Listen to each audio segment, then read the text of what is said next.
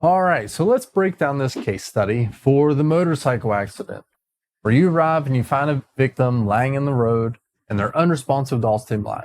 Your partner has began holding C-spine control as you begin your assessment, and you find no obvious bleeding, their airway is patent, they're breathing normally about 12 times a minute, and their skin is pink, warm, and dry.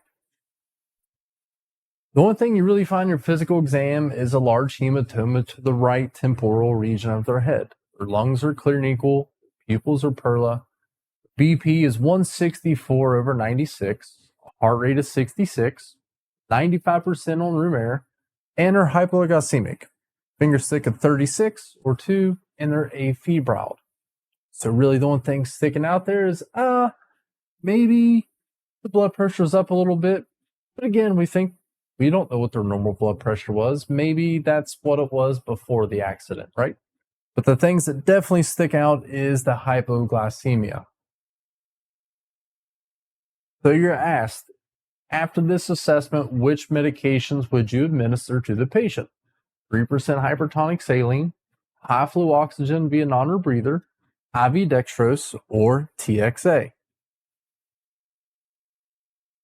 So we are in this where we're suspecting a brain injury, right? They're unconscious, they have a hematoma to the head, and we're assuming potential traumatic brain injury. So all the care that we do, all the guidance, evidence-based medicine that comes from this comes from the EPIC studies that kind of guide the direction of how we do traumatic brain injury care. And they emphasize the 3 H bombs, and I just kind of want to throw a 4th H in there. So the H bombs they target to prevent is hypoxia, hypotension, hyperventilation, and preventing hypoglycemia is what I like to add in there, as a targeting goal for hypoglycemia does come from that study as well. So for hypoxia, we need a target goal above 90%, or a minimum above that. Ideally, we want 100% pulse oximetry, right? So what they have found in this is essentially in a brain injury, you cannot give that patient too much oxygen. In fact, they encourage that every suspected brain injury patient gets high flow oxygen, especially considering patients that are unresponsive. Okay, so, and I thought being, yes, they're at 95% right now, but what if here in a few moments that respiratory rate changes, which is highly associated with brain injuries, and they have a brief moment of hypoxia? That those studies are showing that even as brief moments of hypoxia have huge detrimental effects on the outcomes of these traumatic brain injuries. So again, you can't give a brain injury too much oxygen. Blood pressure gotta also be above 90 millimeters of mercury. Okay. Some of the things that they're currently studying is maybe having it up just a little bit more is better. Maybe suggesting up around 110 is the goal. But again, we want to prevent their blood pressure from dropping. Just as hypoxia has huge detrimental effects, so does overall hypoperfusion of the brain.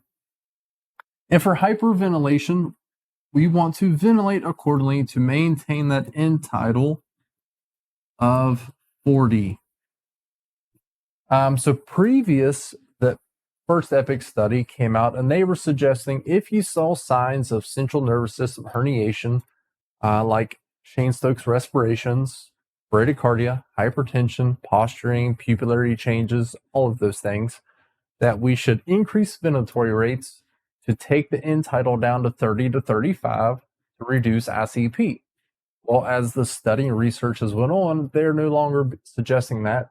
So it is targeting that end tidal to be 40. So in that middle of the normal range of 35 to 45. So we never want to induce hypocapnia in these patients any longer. Just control their ventilatory rate, maintain an end tidal of 40. And for blood glucose, 70 deciliter or 3.8. So that's where we want to target our blood glucose. So in this instance of that patient being hypoglycemic, yes, we definitely need to regulate that blood glucose. Now, our fear is if we're given IV dextrose, we have that understanding that IV dextrose can be necrotic. So if we're thinking, hey, maybe a brain injury, potential intracranial hemorrhaging, well, we don't want a whole bunch of excess glucose going outside of the vascular system and causing potential necrosis of brain tissue. But we also don't want that brain to remain hypoglycemic. So we need to target a blood glucose of 70. So in that, we're just going to titrate glucose to maintain, to get it up to about 70, so just a little bit. So do not be inducing and shoving a whole amp of dextrose into somebody with a suspected head injury. We just want to get the glucose up to the point where they should be able to mentate. So in this scenario, if we, potentially maybe that hypoglycemia caused the accident. So if we fix the glucose, that maybe we can restore mentation. But if we don't, then we're more focusing in our differential diagnosis on traumatic brain injury, right? So maybe that hypoglycemia caused the traumatic brain injury, or maybe this would restore mentation. But also oxygen, right? So in those EPIC studies, they are saying that all head injury patients need high flow oxygen. So in this scenario, we need to be giving that patient high flow oxygen to prevent any type of hypoxia, because even being at 95, get kind of on the lower end, and just support that airway. So high flow oxygen, because they found you can't give a brain injury patient too much oxygen.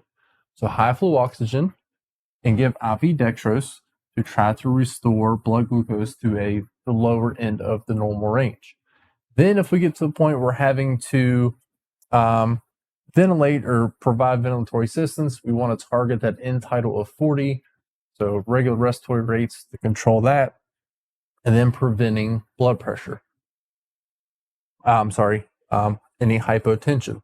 Now, in these options, all of these things could potentially be given to that traumatic brain injury patient. But things to remember here, we need serial vital signs before we're giving that osmologic diuretic, right? So that patient presenting with hypertension, but maybe that's what it was before the arrest. So seeing that trending and increasing hypertension is where we want to go to, and then TXA for that too. So we see that trending and we're suspecting intracranial hemorrhage. That's where TXA is going to come into play, and trending increasing ICP for the hypertonic saline. So remember, preventative of those 4 H-bombs, prevent our hypoxia, hypotension, hyperventilation, and hypoglycemia. So everybody, thank you for tuning in.